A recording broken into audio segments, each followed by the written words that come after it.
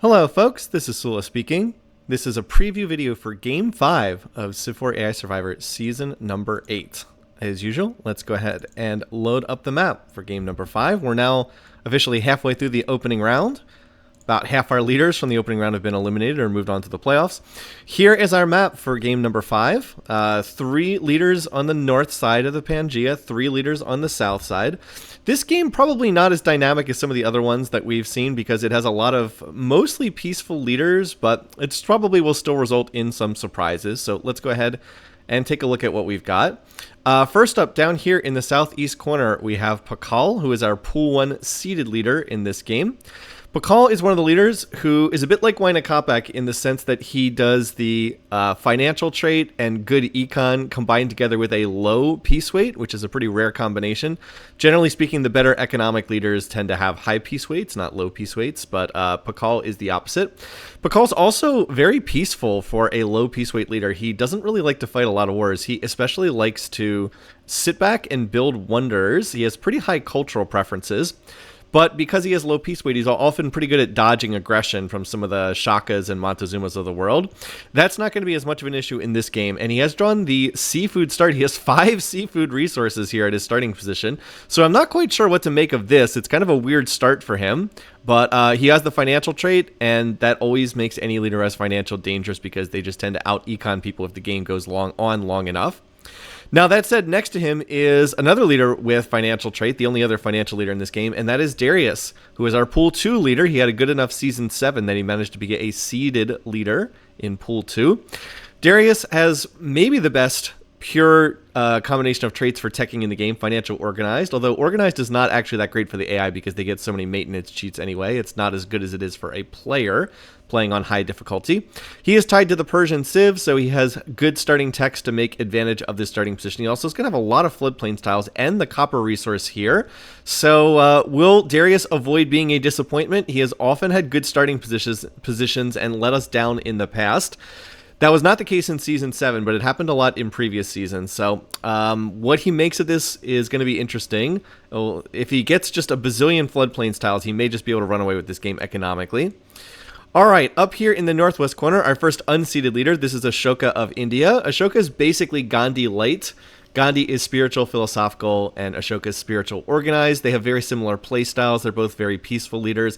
Very, very, very low aggression ratings. They don't train a lot of units. They generally want to found religions, and they want to build wonders. And that is typically how they play the game. Ashoka just tends to be not quite as good at it as Gandhi. Gandhi's more extreme in all ways, but that has caused him to win a lot more games. So this is a good field for Ashoka to be in because there's so many peaceful leaders in this field. But I do wonder if he's going to get out-teched by some of the leaders who have a bit of a better teching setup like Darius and Pall. But anyway, he's got the northwest starting position, and we'll see what he can make from this spot. Now to his northeast, continuing in alphabetical order, over here we have Brenis, the only other leader who starts with mysticism. So India and the Celts both start with mysticism. Brenis feels like he's misplaced in this game. Brenis is one of the lower peace weight, fairly militaristic AIs, if not quite as much as like Ragnar or Napoleon or Shaka. He likes to do the religion plus military thing. That said, his traits are not quite as good at it as some of the other leaders in this game. Spiritual, charismatic, not terrible, but not great for this.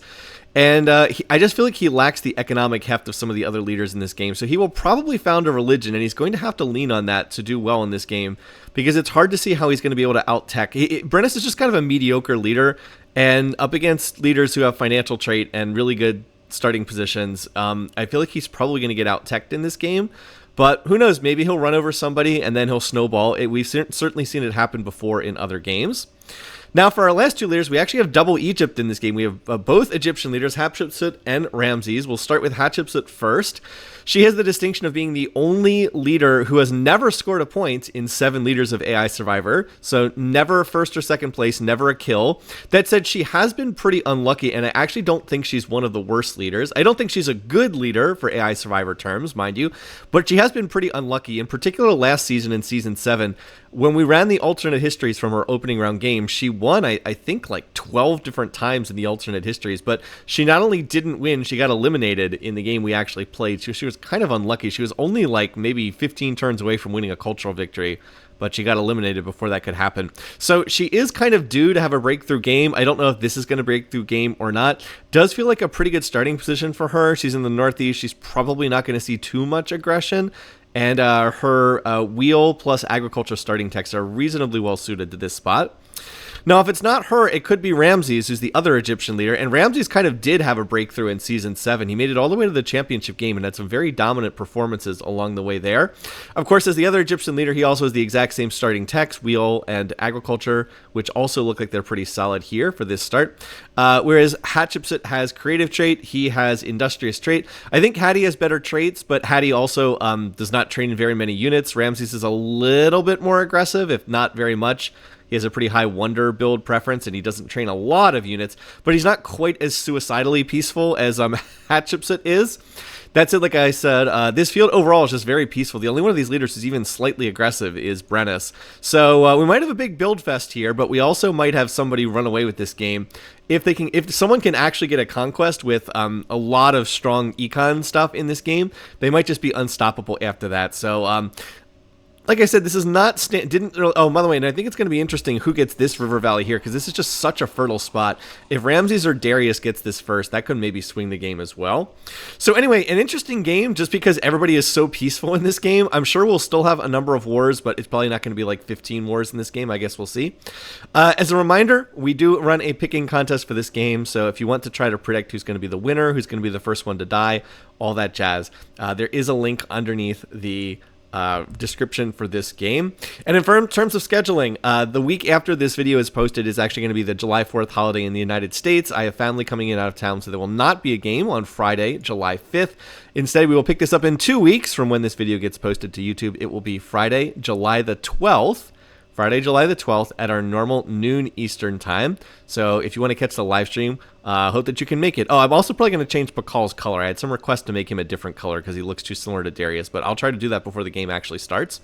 So in that case, I hope that we'll be able to catch you in 2 weeks for Civ4 AI Survivor Season number 8, Game number 5. Until then, have a great 2 weeks, everybody. Take care, and I'll see you again soon.